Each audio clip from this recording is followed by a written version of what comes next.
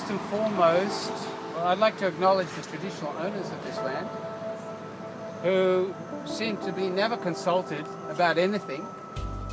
And I think if they were consulted, they could probably contribute some sensible ideas, because their motives are different to the motives of Cairns Airport and Cairns Regional Council and the state government. Secondly, I would like to remind ourselves why we're here, and the prime reason we're here is to commemorate the life of Dinah Boughton.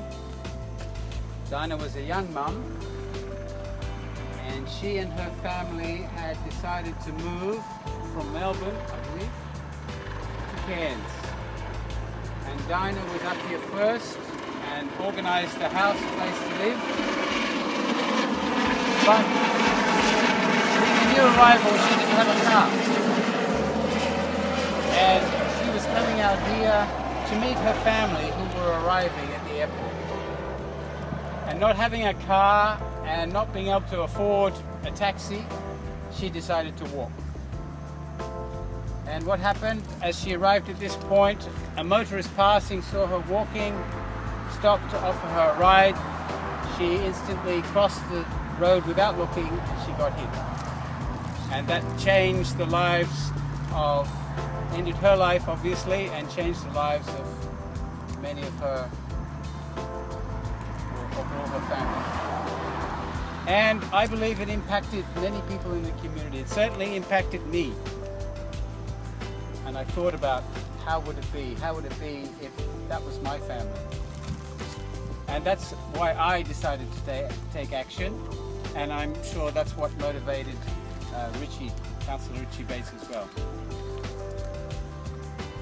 So what can we do about it? Well, we can request that we have a bus service, an affordable bus service.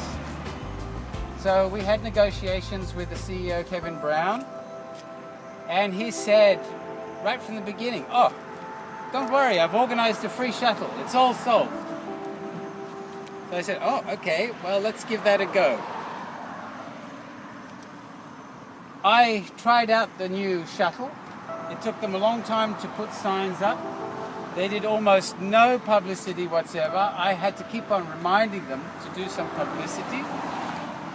Most of the time when I tried to catch the shuttle, it didn't show up. So if I was catching a plane, I would have missed it.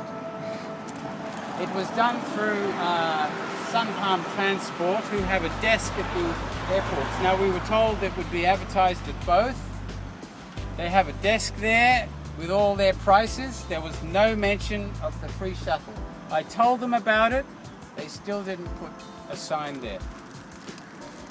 And then, when people started to learn about it and started going to North Cairns to use it, they decided to put a price on it. And they charged $4 to go from there to there. So some people used it and some people didn't. I got an email from somebody just a few days ago who wanted to use it. You not only have to pay $4, but you have to book in advance. Not only did he have to book in advance, he had to pay in advance with a credit card to pay $4. So obviously this was a cynical exercise right from the beginning. We're dealing with a Cairns Airport is backed by a number of large corporations, the main one being jpmorgan-chase, a very large and notorious bank in New York. That's what we're dealing with. But people power will prevail. Initially, when we said we would like to do this walk, we notified council, we notified the police. Cairns Airport said, we will not allow you to trespass on our land. I contacted somebody in council who is sympathetic, and they told me they can't stop you from going on airport land. It's public access. I got back to Cairns Airport and told them that, and they said, oh, yes, okay, all right. Well, we prefer you to drive to to the Jack Barnes Bicentennial Mangrove Boardwalk and walk back. So anyway, we're here now. The police got back to us and said, we're not going to give you a permit. Why? Because it's too dangerous. Well, why has nothing been done? Now, to be fair to the police, these police officers here have informed us that they know it's a dangerous road, that they attended the accident and it was horrific, and they're concerned because every day, I'm surprised we haven't seen one today, but every day backpackers and other people, not just backpackers, people wheeling suitcases, and I know because I've taken photos of them, go along here to get to the airport. They said they saw 2 this morning at 5 o'clock. This morning, and there will be more later today. So we've had talks with the state government. Jackie Trad, the Minister for Transport, hasn't yet availed herself to a face-to-face meeting.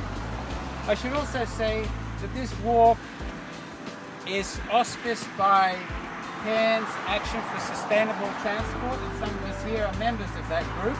And this banner here is a banner of Cairns Action for Sustainable Transport. It's been working for many years to promote public transport, safe transport, active transport. So we've been dealing with a Department of Transport spokesperson here in Cairns who've told us that we can't have public buses to Cairns Airport because it's too expensive. Cairns Airport has told us we have to charge $4 because otherwise we'll lose money. We'll lose money. In the same breath, they announced in the Cairns Post that they've got $1 billion to expand the airport. They've got $1 billion to expand the airport, to build helipads in the mangroves, but they don't have money to build a cycleway and a pedestrian footpath. And here we can see we don't even have to destroy mangroves to do that. There's land here that can be used to build that. Queensland Transport has also said that public transport here is not viable. It's not viable because not enough people will use it. However, Gold Coast Airport has TransLink public buses. It's true that they have more passengers passing through the airport. They have 5.8 million. We only have 4.5 million. But also, TransLink buses service Sunshine Coast Airport, and they don't even have 1 million passengers. So what the state government is being disingenuous.